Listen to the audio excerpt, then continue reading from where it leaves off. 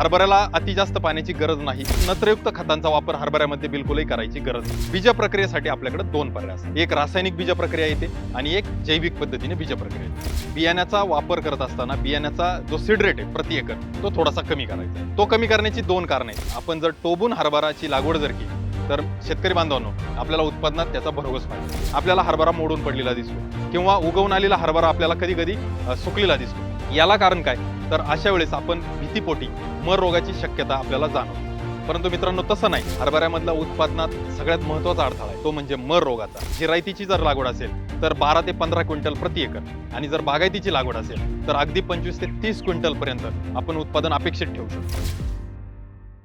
शेतकरी बंधूंनो नमस्कार. मी आपला ॲग्री डॉक्टर तेजस कोल्हे. मित्रांनो आज आपण पाहूया हरभरा पिकाचे व्यवस्थापन करत असताना काही महत्त्वाच्या गोष्टींची माहिती. खास करून हरभरा पिकामध्ये येणारी समस्या ती म्हणजे मर रोगाची. आणि या मर रोगापासून जर वाचवायचं असेल, हरभऱ्याचं उत्पादन आपल्याला भरघोस मिळवायचं असेल तर निश्चितच हा व्हिडिओ आपल्या खूप कामाचा आहे. मित्रांनो हरभरा लागवड करत असताना विशेष काही गोष्टी आपल्याला कराव्या लागतात. परंतु यावर्षी होत असणारा पाऊस किंवा परतीचा पडत असलेल्या पावसाची शक्यता तर याचा विचार करता जमिनीमध्ये ओल ही जास्त आहे. ओल जास्त असल्या कारणामुळे हरभरा पिकाचा जो काही आपल्याला उत्पादन अपेक्षित आहे किंवा हरभरा पिकाची जी वाढ अपेक्षित आहे तर ती कदाचित होणार नाही. जसा फायदा ओल मिळाल्यामुळे आपल्याला उत्पादन वाढण्याची शक्यता आहे त्यामुळे आपल्याला हे नियोजन किंवा बारकाव्याने व्यवस्थापन जर केलं तर निश्चितच आपल्याला उत्पादनात वाढ होईल. परंतु या ओलमुळे होणारे दुष्परिणाम जे की मर रोगाला कारणीभूत ठरू शकतात, मर रोगाला आमंत्रण राहू शकतं. आणि म्हणूनच आजच्या व्हिडिओच्या माध्यमातून हरभरा लागवडीविषयी, हरभऱ्याच्या अन्नद्रव्य व्यवस्थापनाविषयी, हरभरा मर रोगाविषयी आणि हरभऱ्यावर येणारी जी काही घाटाळीची समस्या आहे तर या सर्व गोष्टींविषयी आपण थोडक्यात माहिती पाहूया. मित्रांनो हरभराची जिरायती जी लागवड आहे तर ती दरवर्षी 15 ऑक्टोबर पर्यंत आपण करत असतो. परंतु आपण पाहताय की जमिनीमध्ये ओल जास्त आहे. खरीप हंगामाची पिकं थोडीशी उशिराने पक्वतेच्या अवस्थेमध्ये आलेली आहे आणि जी भाद्रपद महिन्यात हीट यायला पाहिजे होती किंवा जी ऑक्टोबरची हीट यायला पाहिजे होती ती थोडीशी उशिरा येते. मग याचा परिणाम आपल्या जमिनीमध्ये अतिरिक्त असणारी ओल किंवा पहिलं पीक आपलं निघालं नसल्यामुळे आपल्याला जी काही जिरायतीची लागवड आहे हरभऱ्याची तर ती 15 ऑक्टोबर ऐवजी 30 ऑक्टोबर पर्यंत आपण करू शकतो. ऑक्टोबर महिन्यात लागवड केल्यानंतर हरभऱ्याला उत्पादन जिरायतीमध्ये चांगलं मिळतं. बागायतीचं जर नियोजन असेल, बागायतीचं नियोजन म्हणजे जिथं हरभऱ्याला एखादं दुसरं पाणी आपण देऊ शकतो. हरभऱ्याला अति जास्त पाण्याची गरज नाही. खूप कमी पाण्यामध्ये चांगलं उत्पादन देणारं पीक आहे. पाण्याचं व्यवस्थापन जर आपल्याला करता आलं किंवा हरभऱ्याची शेती करत असताना पाणी व्यवस्थापनामध्ये जर आपण व्यवस्थित नियोजन करू शकलो तर आपल्याला हरभरा मर रोगापासूनही वाचवता येतो आणि हरभऱ्याचं उत्पादनही वाढवता येतं. या दोन्हींचा मेळ साधण्यासाठी म्हणून जी बागायतीची लागवड आहे तर ती आपण नोव्हेंबर महिन्याच्या शेवटापर्यंत संपवू शकतो. आता हरभऱ्याची लागवड करत असताना मित्रांनो आपण एकरी 40 किलो 30 किलो 35 किलो बियाणं वापरत असाल तर पहिली महत्वाची गोष्ट म्हणजे या व्हिडिओच्या माध्यमातून मी आपल्याला सांगू इच्छितो की आपण बियाण्याचा वापर करत असताना बियाण्याचा जो सीड रेट आहे प्रति एकर तो थोडासा कमी करायचा आहे. तो कमी करण्याची दोन कारणं आहेत. यावर्षी ओल चांगली आहे म्हणजे पर्यायाने आपल्या हरभऱ्याला पाणी चांगले तर हरभऱ्याचा विस्तार किंवा वाढ चांगली होऊ शकते. वाढ विस्तार चांगली होण्यासाठी आपल्याला मोकळी जागा देणं गरजेचं आहे. म्हणजे दोन ओळीमध्ये आपल्याला 45 ते 60 सेंटीमीटर अंतर ठेवू शकलो आपण तर अतिशय उत्तम राहील. आणि दोन झाडांमध्ये आपण 10 ते 15 सेंटीमीटर अंतर जर राखलं तर आपल्याला ते उत्पादनासाठी फायदेशीर ठरेल. बियाण्याचा दर कमी करायचा आहे म्हणजे काय, जे काबुलीचं आपण बियाणं जास्त वापरतो 40 किलो पर्यंत तर ते आपल्याला 30 किलो पर्यंत आणायचे. तर गावरान हरभऱ्याचं जे बियाणं आपण 30-35 किलो वापरतो तर ते आपल्याला 25 किलो किंवा 20 किलो पर्यंत आणायचे. आणि जर शक्य असेल आपलं जर हरभऱ्याची लागवड किंवा आपली जी क्षेत्र आहे ते जर कमी असेल 1 एकर 2 एकर पर्यंत तर आपण टोबून लागवड केली तर ती सर्वाधिक उत्तम राहील. टोबून लागवड केल्यामुळे काय होईल, हरभऱ्याचा जो बीज दर आहे तो कमी होईल. बीज दर कमी करून आपण योग्य अंतरावर जर लागवड केली तर एकरी जी झाडांची संख्या आहे ती नियंत्रणात राहील. झाडांची संख्या नियंत्रणात आणली म्हणजे उत्पादन घटेल असं बिलकुल नाही. तर इथं उत्पादन वाढण्याची शक्यता वाढेल. कारण का तर होणाऱ्या फुटवा, होणाऱ्या फांद्या आणि त्याला लागणारे घाटे हे निश्चितच वाढतील. त्यामुळे आपण जर टोबून हरभराची लागवड जर केली तर शेतकरी बांधवांनो आपल्याला उत्पादनात त्याचा भरघोस फायदा होईल. एका एकर मध्ये किती झाडं असावी हे जे पीक नियोजनामधला हा सगळ्यात महत्वाचा भाग आहे. ज्यावेळेस आपण दाटीने पीक लावतो त्यावेळेस त्या पिकाची स्पर्धा हवा, अन्न, पाणी, सूर्यप्रकाश या सर्वांसाठी होत असते. जागेसाठी स्पर्धा होत असते आणि या स्पर्धेतून एकमेकाला दाबण्याचा जो काही प्रकार आहे तर तो तिथं घडत असतो आणि मग उत्पादन घटण्याची शक्यता तिथं उलट वाढते. उत्पादन वाढवण्याची जर आपल्याला खात्री आहे की आपल्याकडे पाणी चांगलं मुबलक आहे किंवा आपल्या जमिनीत ओल चांगली आहे, आपण चांगल्या दर्जाचं बियाणं लावतोय तर त्या परिस्थितीमध्ये जर आपण नियंत्रित झाडांची संख्या ठेवली तर आपलं उत्पादन वाढण्यास निश्चितच मदत होईल. दुसरी गोष्ट अशी, एकरी रोपांची संख्या आपण नियंत्रणात आणली म्हणजे बीज दर जर कमी केला किंवा टोबून लागवड केली तर हरभरामध्ये जी मर रोगाची जी समस्या आहे तर ती मर रोगाची समस्या झपाट्याने पसरणार नाही. समस्या येणार नाही असं मी म्हणत नाही. कारण त्याचं असं, की समस्या येण्याला कारणं खूप आहेत. बुरशीजन्य पण आहे, त्यानंतर आपलं पाण्याचं नियोजन पण त्यात कारणीभूत आहे. परंतु त्याचा जो प्रसार होणार आहे, म्हणजे एखादं झाड आपलं एका प्लॉटमध्ये मरग्रस्त झालं, तर ते एका झाडापासून आपल्याला जी संपूर्ण झाडं त्याच्या अंतरावर किंवा त्याच्यापासून दूरच्या अंतरावर असल्यामुळे मर रोग पसरण्याचं जे प्रमाण आहे, ते खूप कमी होईल. म्हणून माझी आपणाला विनंती, की यावर्षी आपल्या जमिनीत ओल चांगली आहे, तर ह्या गोष्टीचा निश्चित आपण अवलंब करावा, की आपली जमीन मध्यम ते भारी प्रकारातील असेल, तर आपण 15 ते 20 किलोच बियाणं टोबून पद्धतीने म्हणा किंवा टोकन यंत्राने म्हणा, आपण त्याची लागवड करा. मजुरांकरवी टोबून लावलं तर थोडासा खर्च वाढेल, परंतु बियाण्याचा दर कमी होतो आणि आपलं उत्पादन वाढण्याची जी शक्यता आहे ती वाढते. जर आपण टोकन यंत्राच्या पद्धतीने लागवड केली, तर कदाचित आपल्याला 1, 2 एकर, 3 एकर पर्यंत क्षेत्र लागवड करणं शक्य होईल. हरभऱ्यामध्ये जे 2 प्रकार आपण जाणता, की गावरान पद्धतीचा हरभरा, ज्यामध्ये जॅकी सारखा वाण आहे, तो खूप प्रचलित आहे. त्यानंतर विशाल आहे, दिग्विजय आहे, विजय आहे, तर हे वाण खूप प्रचलित आहे. आणि याचं उत्पादन किंवा याचे जे दाण्यांचा आकार किंवा याचा दाण्यांचा रंग, यामुळे त्यांना बाजारामध्ये मागणी जास्त आहे. आता जर आपण काबुली हरभऱ्याचा विचार केला, तर काबुली हरभऱ्याचं पण क्षेत्र मोठ्या प्रमाणात वाढते. काबुलीला जो काही बाजारभाव आहे, तोही चांगला टिकून आहे. त्यामुळे विराट सारखी व्हरायटी जर असेल काबुलीची, आपण त्याचाही विचार करू शकता. जर आपल्याकडे 2-3 एकरपेक्षा जास्त क्षेत्र आहे, तर आपण एखादा एकर काबुली आणि 2 एकर वगैरे आपण गावरान पद्धतीचं किंवा जे पारंपरिक वाण आहेत, तर ते करणं संयुक्तिक ठरेल. जेव्हा संक्रांतीला वगैरे हरभऱ्याच्या घाट्यांना मागणी खूप असते आणि हिरवा हरभरा किंवा घाटे विक्रीसाठी बाजारामध्ये मोठ्या प्रमाणात उपलब्ध होतात आणि त्यांना मागणी खूप असते. मग अशा परिस्थितीमध्ये आपण जर काबुली हरभऱ्याची लागवड केली आणि घाटे विक्रीसाठी जरी आपण विचार केला, तरी निश्चितच त्यातून आपल्याला आर्थिक नफा चांगल्या पद्धतीने मिळू शकतो आणि आपली जमीन लवकर खाली होते. पुढच्या पिकाचं नियोजन आपल्याला करता येते. मित्रांनो, आपल्याकडे हरभऱ्याचं उत्पादन किती क्विंटल आपण घेता किंवा आपल्याकडे प्रचलित असणारी जात कोणती, याची आपण कमेंटच्या माध्यमातून माहिती आमच्यापर्यंत देऊ शकता. हरभऱ्याच्या बियाण्याविषयी किंवा हरभऱ्याच्या बीज दरानंतर आपल्याला महत्वाची बाब येते, ती म्हणजे हरभरा पेरणी करण्यावेळेला आपल्या जमिनीची मशागत. जमिनीची मशागत हा महत्वाचा मुद्दा परत यावर्षी आपल्याला जाणीवपूर्वक मला सांगावा वाटतो. कारण का, तर आपल्या जमिनीत जी काही ओल आहे, जी मशागत आपल्याला करायची, तर ती जर व्यवस्थित करू शकलो, तर पुढे येणाऱ्या समस्या आपण टाळू शकतो. त्या समस्या टाळण्यासाठी म्हणून आपल्या शेतीची मशागत आडवी, उभी, चांगली व खरणी किंवा ज्याला आपण फन्नी म्हणतो, तर ती आपल्याला करता आली पाहिजे.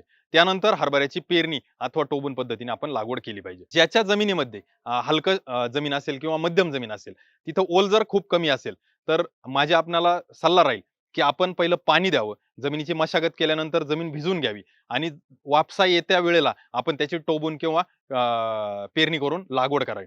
जमिनीला हरभरा पेरण्यानंतर पाणी देण्यापेक्षा जर हरभरा पेरणीपूर्वी जमीन ओली असेल आणि जर तुम्ही पेरणी केली, तर निश्चितच तुम्हाला त्याचा उतारा किंवा त्याचं उगवण क्षमता ही खूप चांगली मिळेल. हा झाला पेरणीचा किंवा मशागतीचा भाग.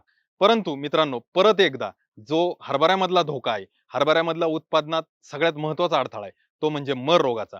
आणि तो आपल्याला जर टाळायचा असेल, तर आपल्याला लागवडीच्या वेळेला किंवा पेरणीच्या वेळेला आपल्या हरभऱ्याच्या बियाण्यावर बीजप्रक्रिया करणं खूप गरजेचं आहे. बीजप्रक्रियेसाठी आपल्याकडे 2 पर्याय असतात. एक रासायनिक बीजप्रक्रिया येते आणि एक जैविक पद्धतीने बीजप्रक्रिया येते. त्या 2 पैकी एकाचा अवलंब आपण जरूर करावा. दोन्हींचे फायदे तोटे मी या ठिकाणी आपल्यापुढे नमूद करतो. रासायनिक बीजप्रक्रिया जर आपण केली, तर रासायनिकचे जे परिणाम आहेत, तर ते आपल्याला त्वरित मिळतात. परंतु काही कालावधीनंतर त्याचे परिणाम संपून जातात.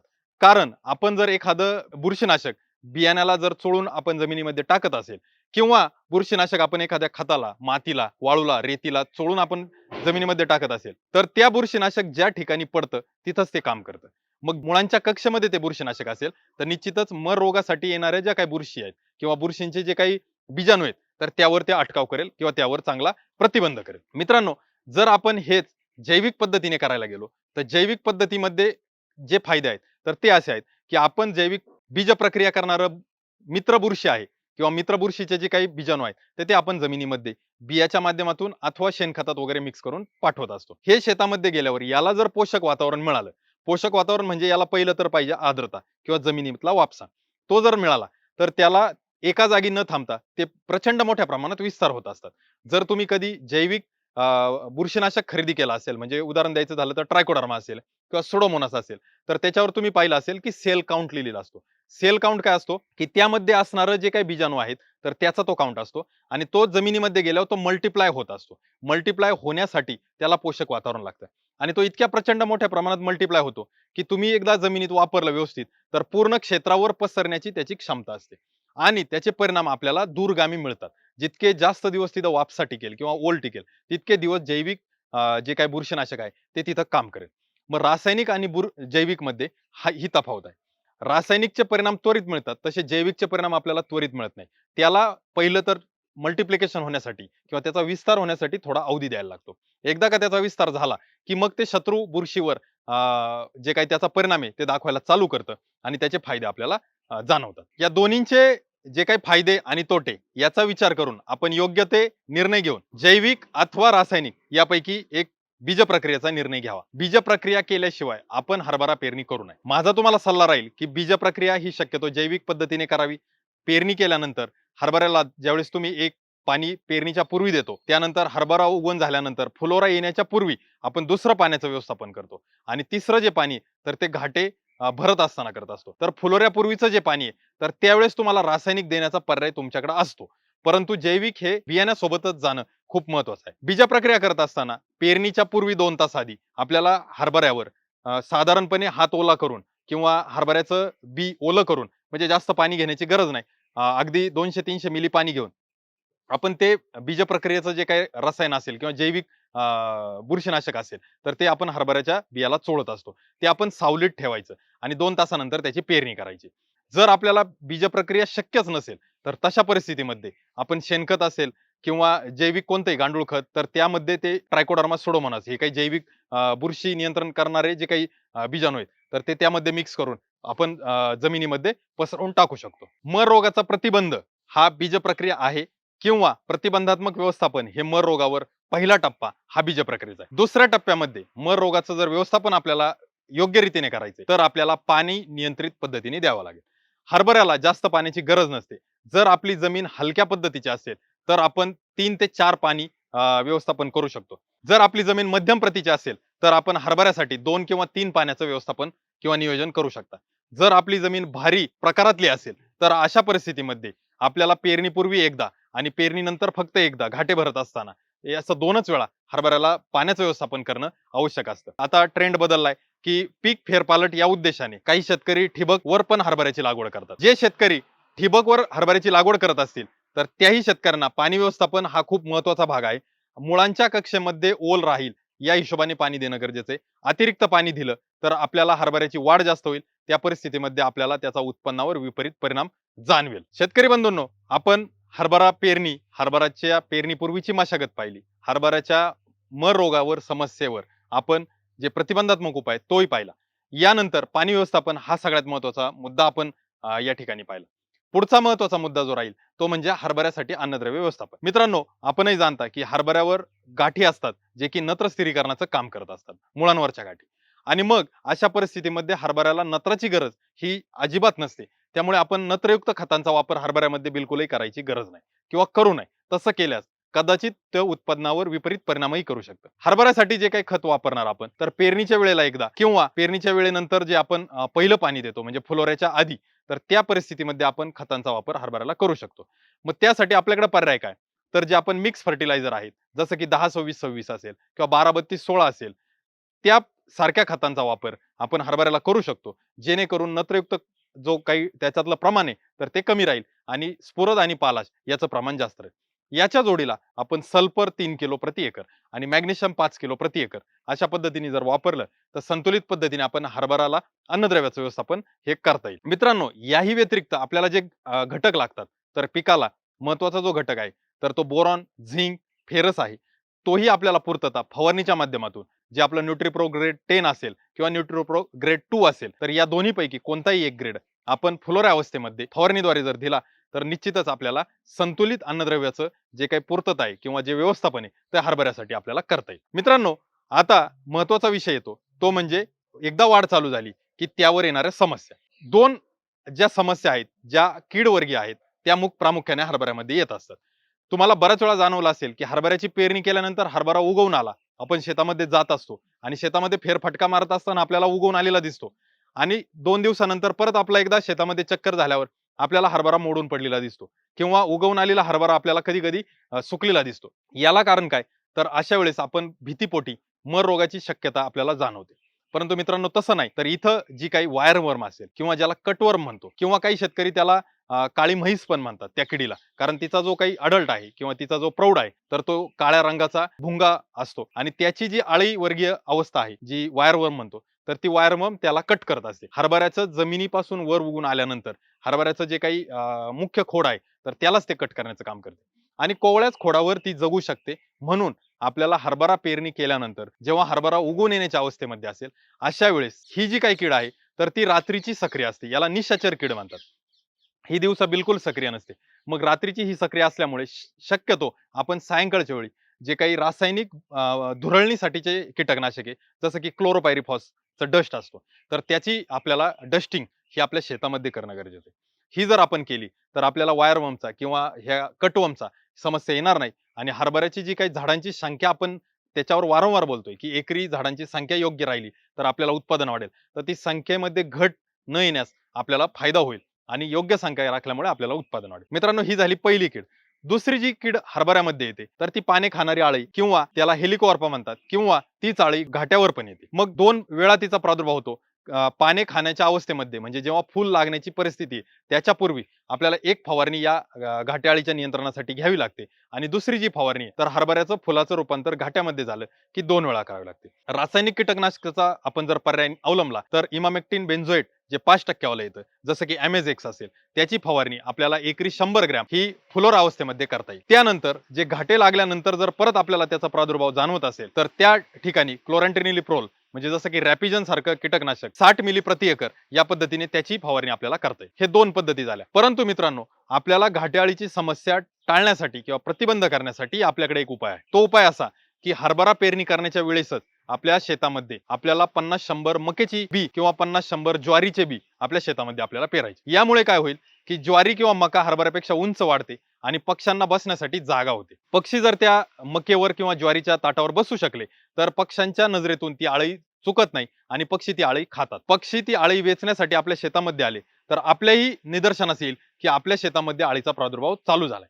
तो प्रादुर्भाव आपल्याला जर ओळखायचा असेल, सोबतच सुरुवातीच्या अवस्थेमध्ये काही प्रमाणात जी आळी आहे तर तिचं नियंत्रण आपल्याला मिळवायचं असेल तर नैसर्गिक पद्धतीने आपल्याला हे व्यवस्थापन खूप फायदेशीर ठरेल. यासाठी हरभरा पेरणी सोबत आपल्याला 50-100 बी ज्वारीचे किंवा 50-100 बी प्रति एकर मक्याचे आपल्याला टाकणं खूप गरजेचं आहे आणि याचा फायदा निश्चितच आपल्याला आळीसाठी होईल. मका पेरणी केल्यानंतर मकेवर येणारी जी आळी आहे ती वेगळी, ती आळी हरभऱ्यावर येत नाही. त्यामुळे मक्याच्या आळीचा आणि हरभऱ्याच्या आळीचा एकमेकाशी संबंध नसल्यामुळे आपल्याला तो धोका राहणार नाही. परंतु पक्ष्यांना बसण्यासाठी जागा मिळावी म्हणून आपण हे व्यवस्थापन करू शकतो. मित्रांनो, हरभरा पिकामधल्या ज्या 2 समस्या अळीवर्गीय होत्या, त्या व्यतिरिक्त हरभरा पिकामध्ये अळीवर्गीय किंवा कीडवर्गीय इतर कोणत्याही समस्या मुख्य समस्या नाहीत. जी मुख्य समस्या येते ती परत एकदा मर रोगाची येते आणि मर रोगाचं आपण प्रतिबंधात्मक व्यवस्थापन पाहिलं होतं. परंतु आता आपला हरभरा फुलोरा अवस्थेमध्ये असेल, वाढीच्या अवस्थेमध्ये असेल किंवा घाटे लागण्याच्या अवस्थेमध्ये, काही वेळेस जर घाटे पक्वतेच्या अवस्थेमध्ये असेल, तर परत एकदा आपल्याला मर रोग हा डोकं वर काढू शकतो आणि त्याला आपल्याला आता प्रतिबंधात्मक नाही तर त्याला नियंत्रणात्मक पद्धतीने कसं आपल्याला थोपवायचंय तर यासाठी व्यवस्थापन आपल्याला करावं लागेल. मित्रांनो, जर आपण पाणी नियंत्रणात देत असू, आपल्याला बीज प्रक्रिया आपण केलेली असेल जैविक अथवा रासायनिक पद्धतीने, तर मर रोगाची धोका आपल्याला खूप कमी. परत एकदा आपला बीज दर आपण योग्य राखला असेल, 2 झाडांमधलं किंवा 2 ओळींमधलं अंतर हे योग्य ठेवलं असेल तर कदाचित आपल्याकडे दाटी होणार नाही आणि दाटी न झाल्यामुळे मर रोगाचा प्रसारही तितका झपाट्याने होणार नाही. परंतु याही उपर जाऊन जर आपल्याला आपल्या शेतामध्ये काही झाडं आढळली की ज्याची खालच्या बाजूने पानं पिवळी पडायला लागली, झाड अगदी हेल्दी आहे, शेंडा अगदी चांगला आहे, परंतु खालची पानं तांबूस, जांभळट किंवा पिवळसर व्हायला लागली, तर अशी जर लक्षणं आपल्याला जाणवली तर आपल्याला मर रोगासाठी जो काय म्हणतो ना आपण नियंत्रणाचा उपाय म्हणजे रासायनिक बुरशीनाशक चांगल्या प्रतीचं जे सिस्टमिक पद्धतीने काम करतं त्याची आपल्याला फवारणी करावी लागेल. ही फवारणी करत असताना जी काळजी घ्यायची ती म्हणजे अशी की सकाळच्या लवकर किंवा ज्याला आपण काय म्हणतो ना दव पडलेली परिस्थिती असते त्यावेळेस आपल्याला ही फवारणी घ्यायची आणि सरासरीपेक्षा एखादा दुसरा पंप आपल्याला जास्त फवारायचा आहे, जेणेकरून पानावर पडलेलं द्रावण निथळून जमिनीपर्यंत जाईल आणि हरभऱ्याच्या मुळांच्या कक्षेमध्ये त्या द्रावणाचा जर काही अंश गेला तर आपल्याला मर रोगाची जी बुरशी आहे तर ती तिथं नियंत्रणात आणण्यास मदत होईल. मित्रांनो, फवारणी केल्यामुळे बुरशी 100% नियंत्रणात येईल असं नाही. त्यात 2 गोष्टी घडू शकतात. एक तर आपल्या हरभराचं जे रोप आहे, भले त्याची खालची पानं पिवळी पडायला लागली, परंतु बुरशीचा जो प्रादुर्भाव आहे किंवा बुरशीचा जो प्रवेश आहे, तो पूर्ण झाडामध्ये झालेला नाही. अशा परिस्थितीमध्ये झाड त्याची जी काही क्रिया आहे म्हणजे अन्न ग्रहण करण्याची किंवा सूर्यप्रकाशाच्या सानिध्यात येऊन अन्न निर्मिती करण्याची, जमिनीकडचं जे काही पाणी किंवा जमिनीकडचे अन्नद्रव्य ते उचलण्याची, ही जर क्रिया त्याची सुरळीत चालू असेल, तर आपण सिस्टेमिक फंगिसाइडचा जर फवारणी केली, तर ते पानापासून मुळापर्यंत वहन होण्याचं काम होईल आणि ते जर वहन झालं, तर आपल्याला म रोगासाठी फायदा होईल. दुसरी शक्यता अशी असू शकते, की बुरशीचा प्रादुर्भाव किंवा बुरशीचा प्रवेश हा आपल्या पूर्ण झाडामध्ये झालेला आहे. झाडाचं फोटोसिंथेसिस, झाडाचं अन्ननिर्मिती प्रक्रिया, झाडाचे अन्न ग्रहण करण्याची प्रक्रिया, मुळांद्वारे पाणी ग्रहण करण्याची प्रक्रिया ही पूर्णतः थांबलेली असेल. अशा परिस्थितीमध्ये या फवारणीचा परिणाम आपल्याला कदाचित कमी जाणवेल. परंतु यासाठी आपल्याला एकच गोष्ट करायची, आपल्या हरभरा प्लॉटमध्ये ज्यावेळेस आपण वारंवार फिरत असू, कदाचित दिवसाआड 2 दिवसाआड फिरत असू, आपल्याला एक झाड जरी दिसलं, तरी आपल्याला हा फवारणीचा निर्णय घ्यायचा आहे आणि तिथल्या तिथं ही जी काही मर रोगाची बुरशी आहे, तर ती आपल्याला थांबवायची. मर रोगाची बुरशी थांबवण्यासाठी सिस्टेमिक पद्धतीने काम करणारे असंख्य बुरशीनाशक बाजारात आहे. त्याची फवारणी आपण सकाळच्या वेळेला आणि शक्य झाल्यास स्टिकर वापरून करायची. तसं केल्यामुळे आपल्याला हरभऱ्याचं मर रोगाचं व्यवस्थापन हे दुहेरी पद्धतीने पहिलं बीज प्रक्रिया करून आपण जे प्रतिबंध केला होता, तेच पुढे जाऊन नियंत्रणात्मक पद्धतीमध्ये म्हणजे फवारणीद्वारे आपण आटोक्यात आणू शकतो.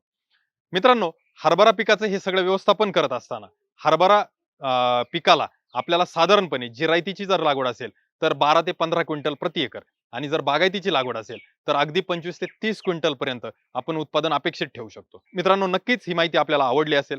आपण ही माहिती आपल्याला आवडल्यास आपल्या मित्र असेल, नातेवाईक असेल यांच्यापर्यंत हा व्हिडिओ पोहोचवावा. हा व्हिडिओ शेअर करावा. जर ॲग्रोस्टार YouTube इंडिया चॅनलला तुम्ही अजूनपर्यंत सबस्क्राईब केलं नसेल, तर सबस्क्राईब करायला विसरू नका. घंटी आयकॉनवर क्लिक करा. जेणेकरून आम्ही जे काही नवनवीन व्हिडिओ आपल्यापर्यंत घेऊन येत असतो, तर ते व्हिडिओ आपल्यापर्यंत लवकरात लवकर येतील आणि या आधुनिक तंत्रज्ञान, शेतीचं माहिती आपल्याला मिळेल, ज्याचा फायदा आपण आपल्या उत्पादन वाढीसाठी आणि शेतीमधला खर्च कमी करण्यासाठी करू शकता.